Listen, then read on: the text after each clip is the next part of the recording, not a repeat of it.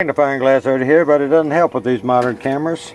You can get right down here close to it and it will zoom in and you can see what I'm talking about. There is a little white speck on that seed, whoops, and on that seed. That little seed right there. And on this pot, see that little white speck? You just think it's a little piece of vermiculite or whatever. Nope, that is coming out. It's coming out right there. Well, it's time to plant these things. They're really too high. And if you watch my channel very long, you'll hear me say I should have done it yesterday or a week ago.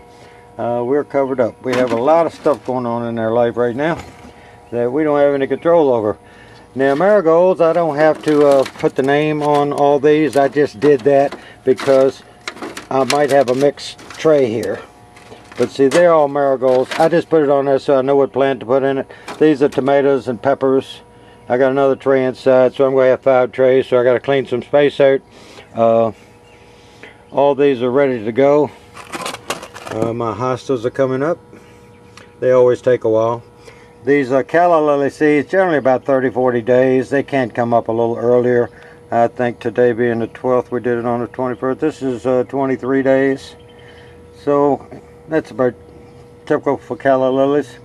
The peppers are good, transplanted. And we've got 4 kinds of tomatoes.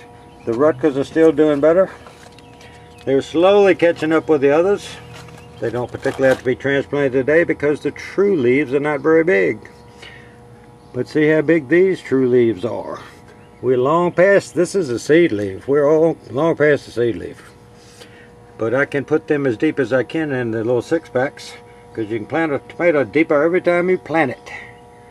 So anyway, I'm going to fill the trays up and water them down with a very small amount of Miracle-Gro liquid for them to soak up.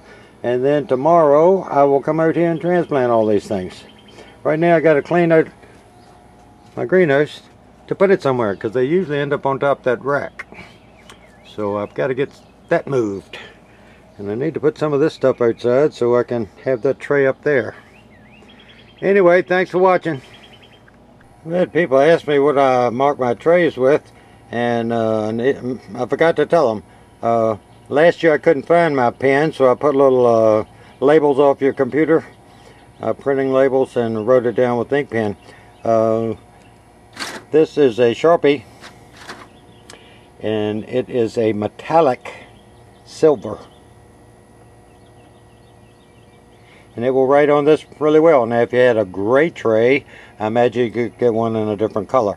You have to look for them. There'll only be a very few of these in a like office store, a supply store. They'll have tons of the others, but you need to get the metallic ones and the color that you prefer. This silver works great on the black.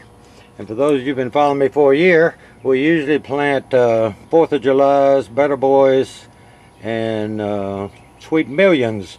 My wife wanted us to plant some super sweet 100s and some Romas this year, and so we're going to plant Better Boys, Romas, super sweet 100s, and Rutgers. Since those 25-year-old seeds came up, we're going to put them in the garden.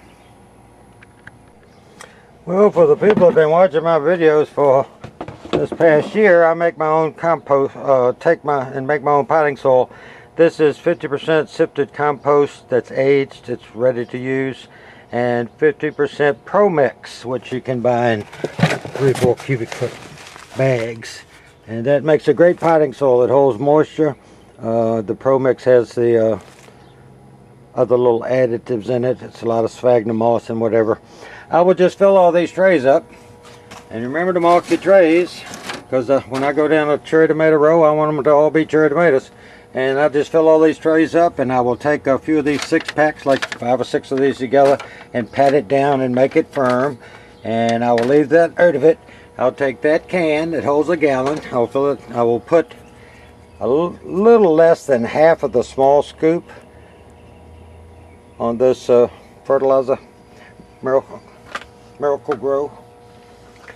a little less than half of that scoop, and I'll put it in there, and then I'll put the water in there, and then it's all mixed up.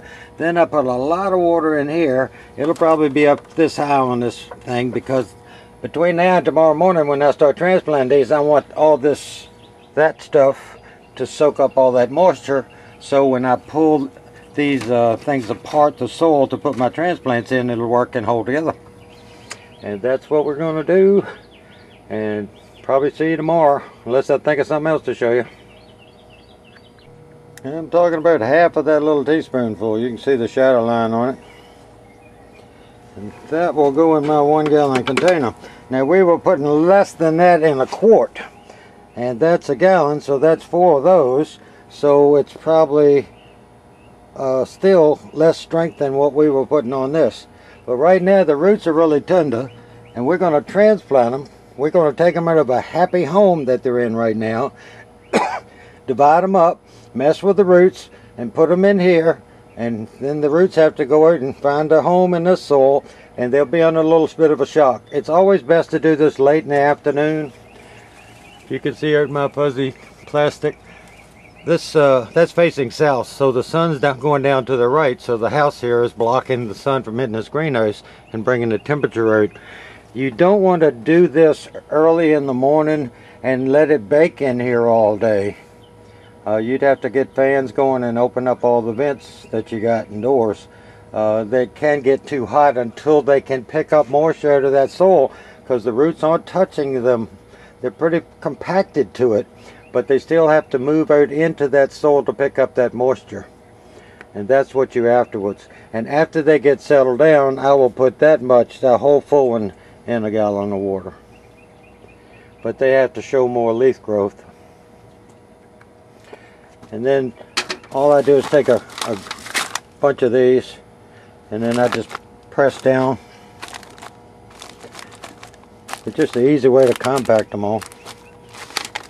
And then you can just take your hand, roll across the top, and then I will take these and put them in a clean tray and put water in it and let it sit. And then I'll do another one and stack them on top of each other, and take them out of here and put my plants back up here and lower the light and let them sit on the light till in the morning. Well, I got 5 trays there, and each one has 6 six-packs in it, so that's 180 plants. I put about a quart of water in each tray. That should be all gone tomorrow. One thing, if you ever decide to have a greenhouse, you need to make it level. This floor is pretty level. Otherwise, I'd be sitting here, if it was not level, all the water would be on one end and not the other end, and this way they're all going to get the same amount of water. And I have been withholding water. I have not put water in this tray on these tomatoes, and I can feel that they're getting light. I want them light. You do not want to try to transplant and separate these when they're wet, because all the soil will fall off of them. I cannot say that too many times. You need to let these dry out. That is almost perfect right there. You can see how dry it is. See how my roots are already turning purple? I've seen people's plants that were 3 times as tall that weren't purple. They get a lot more light, don't they? And that's gonna help me when we harden them off. But if this soil is dry, the soil will actually cling to the roots, and when it's wet, the soil is heavier, and when you take it out, it all falls off the roots. So if I have a little bit of soil attached to the roots when I put them in these 6-packs, it gives them a boost in getting the water and the little nutrients I put in this. So all I gotta do is lower this light and come back tomorrow.